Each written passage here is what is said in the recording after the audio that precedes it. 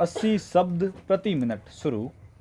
प्रत्यक्षदर्शी परिसाक्ष्य यह है कि उसे यह क्षति दयाशंकर द्वारा अपनी राइफल से उस समय पहुंचाई गई थी जब वह अपनी जान बचाने के लिए अपने मकान की ओर भाग रहा था और चबूतरे पर था। उसे पहुंची अन्य 3 क्षतियों बोथरे आयुध लाठियों द्वारा पहुंचाई गई थी जो कि अभियुक्त किरणपाल उर्फ किशनपाल और दामोदरपाल द्वारा चलाई गई थी। नूरजहां को पहुंची क्षति दयाशंकर द्वारा चलाई गई गोली के परिणाम स्वरूप पहुंची थी और आग्नेयायुध की थी। नूरजहां की चिकित्सीय परीक्षा घटना के 1 घंटे के भीतर की गई थी। इस प्रकार यह क्षति घटने के लिए कोई समय अंतराल नहीं था। यह दोहराया जा सकता है कि अभियुक्त दयाशंकर की गिरफ्तारी उसकी राइफल और 6 जिंदा कारतूसों के साथ हुई थी। यह गिरफ्तारी घटना के तुरंत पश्चात उप निरीक्षक के.पी. सिंह और अन्य पुलिस बल द्वारा की गई थी और यह बात अभियोजन के इस कथन को विश्वसनीयता प्रदान करती है कि अभियुक्तों द्वारा घटना में भाग लिया गया था जैसा कि प्रत्यक्षदर्शी साक्षियों द्वारा कथन किए गए हैं। इसके अतिरिक्त प्रक्षेपकी विज्ञानी ने यह पाया कि घटना स्थल से बरामद 6 खाली कारतूसों की गोली की पिन उन 3 ताज़ा कारतूसों की पिनों से मेल खाती है जो उसके द्वारा प्रक्षेपकी विज्ञानी द्वारा प्रश्नगत राइफल से चलाए गए थे। अभियुक्त दयाशंकर ने यह स्वीकार किया है कि उक्त राइफल उसकी मिल्कियत थी। राइफल घटना स्थल पर ही मोहरबंद की गई थी।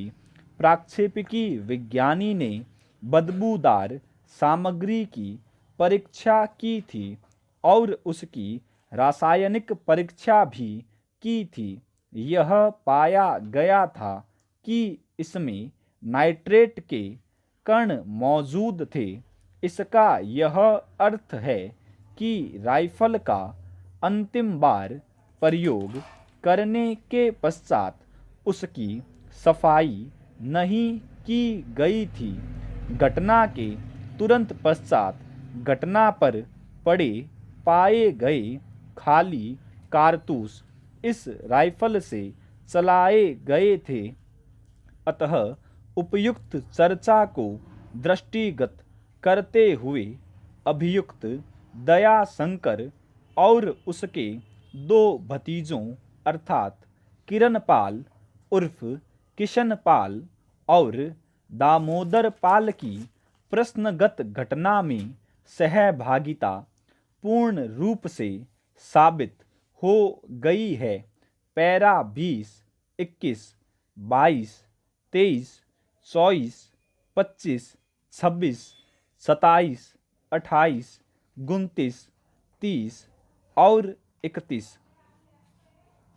अधिकतर मामलों में न्यायालय किसी विशिष्ट व्यक्ति के कृत्य या तात्विक आचरण से अथवा मामले की अन्य सुसंगत परिस्थितियों से आशय संबंधी निष्कर्ष निकालता है। सामान्य आशय का निष्कर्ष संबंधित परिस्थितियों अर्थात प्रयुक्त आयुध की प्रकृति, पहुंची क्षतियों तथा अभियुक्तों के बीच की गई सम्मति के आधार पर निकाला जाता है। वर्तमान मामले में यह स्पष्ट रूप से साबित हो गया है कि अभियुक्त दयाशंकर और उसके दो भतीजों अर्थात किरणपाल उर्फ किशनपाल और दामोदर पाल ने घटना में भाग लिया था।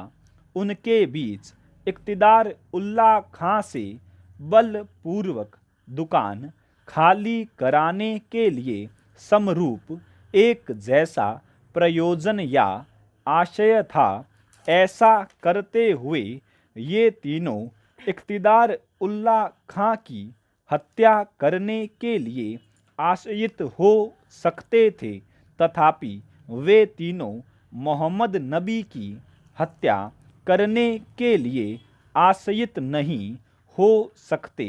यह दयाशंकर का वैयक्तिक कार्य था कि उसने गोली चलाकर मोहम्मद नबी की हत्या कर दी, क्योंकि वह यह कहते हुए और हिंसा प्रयुक्त न करने की याचना करते हुए दयाशंकर को शांत करने के प्रयास में बीच में आकर खड़ा हो गया था कि सम्यक समय पर दुकान खाली कर दी जाएगी।